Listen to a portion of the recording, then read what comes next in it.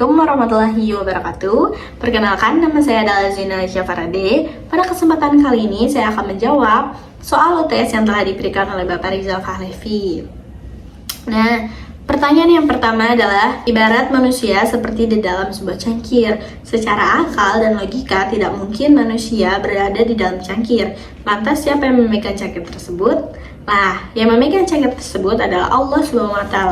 Maka, apa yang kita lakukan, apa yang kita kerjakan yang tidak dilihat oleh manusia manapun, tapi Allah melihat. Allah Maha Kuasa, Allah Maha Mengetahui. Kita yang sebanyak ini hanya ada di dalam sebuah cangkir tersebut. Jadi, dari sisi manapun selalu kelihatan apa yang kita kerjakan. Yang kedua, menjalankan dan meninggalkan ibadah keduanya adalah resiko. Maksudnya, apabila kita menjalankan, kita akan mendapatkan cacian. Seperti dibilang so alim, dibilang so paling benar. Tapi apabila kita meninggalkannya, justru kita akan mendapatkan dosa. Yang ketiga adalah, ibadah kita adalah ibadah butuh, bukan ibadah hamba.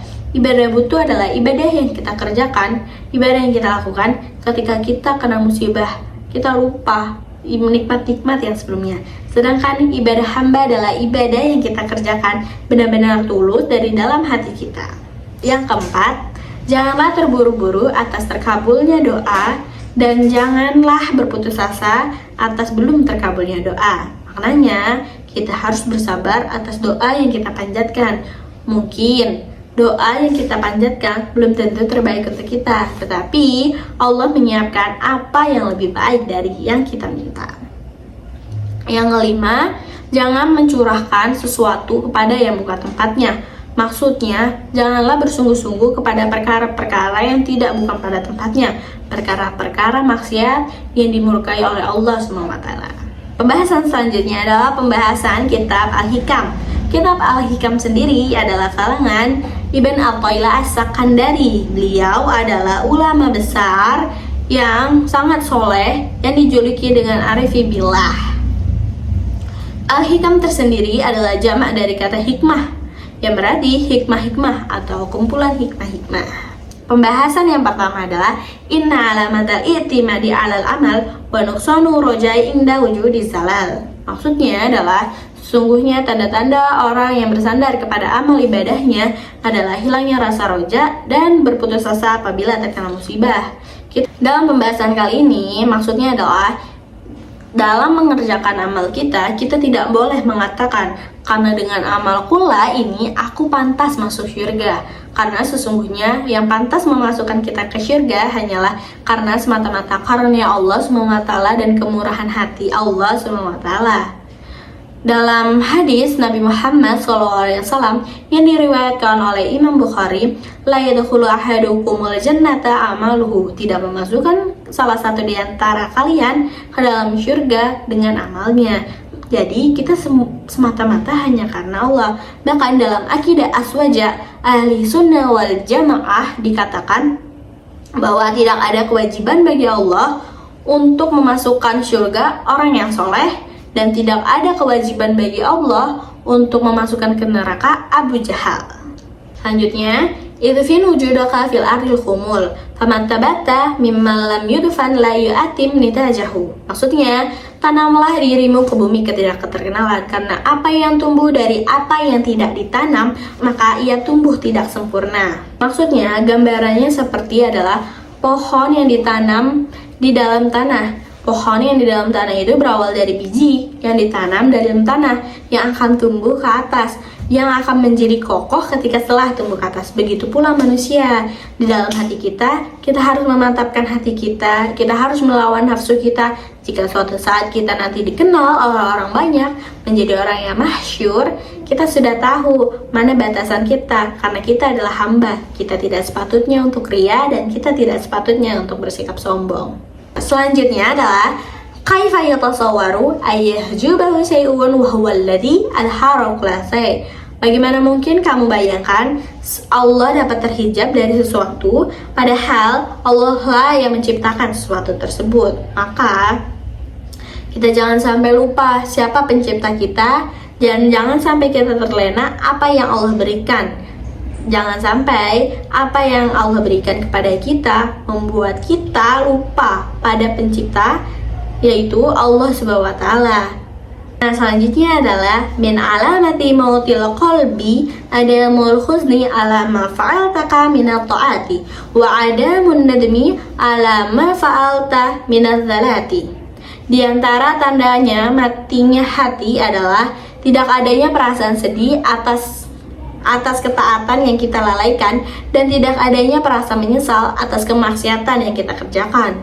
Maknanya, hati kita ini harus selalu berzikir kepada Allah, harus selalu mengingat siapa penciptanya. Tandanya matinya hati adalah kita tidak mau mendengar nasihat orang lain. Jangan sampai kita seperti itu. Maka kita harus merenungkan hari ini kita lalai dalam apa, kita hari ini kurang apa, hari ini kita dekat kepada Allah atau tidak. Itu yang harus kita renungkan, kita hidupkan hati kita. Jadi kita harus selalu mengingat kepada Allah Subhanahu wa Ta'ala. Jangan sampai hati kita lalai, hati kita mati, tidak mengingat Allah Subhanahu wa Ta'ala. Nah, yang terakhir, wala sogirota idza qabalaka adluhu wala kabirota idza wajhaka fadluhu. Tidak ada dosa yang kecil jika engkau hadapkan dengan keadilannya, dan tidak ada dosa yang besar jika engkau hadapkan dengan rahmatnya. Maksudnya adalah di dalam ini kita harus meminta rahmatnya Allah Subhanahu wa Ta'ala. Jangan meremehkan dosa sekecil apapun, karena Allah Maha Adil dan Allah tidak pernah menzalimi hambanya. Begitu pula apabila kita melakukan dosa besar, jangan kita berputus asa atas rahmatnya Allah Subhanahu wa Ta'ala. Sesungguhnya Allah Subhanahu wa Ta'ala Allah Subhanahu wa Ta'ala Maha memaafkan.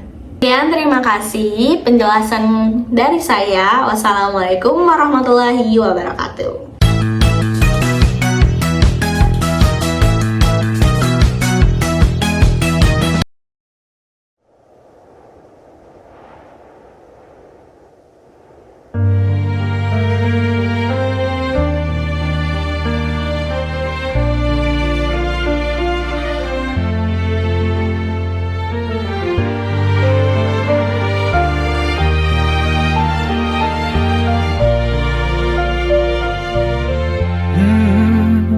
يا من صليت بكل الأنبياء، يا من في قلبك رحمة للناس، يا من ألفت قلوبا بالإسلام، يا حبيبي يا شافعي يا رسول الله، بأمي وأبي فديتك سيدي، صلاة وسلام عليك يا نبي. حبيبي يا محمد أتيت بالسلام والهدى محمد، حبيبي يا محمد يا رحمة للعالمين يا محمد، يا من حليت حياتنا بالإيمان، يا من بجمالك علمت الإحسان، يا من نورت قلوبنا بالقرآن، يا حبيبي يا شافعي يا رسول الله، بأمي وأبي فديتك سيدي، صلاة وسلام عليك يا نبي. حبيبي يا محمد أتيت بالسلام والهدى محمد، حبيبي يا محمد يا رحمة للعالمين يا محمد. صلى الله على خاتم الأنبياء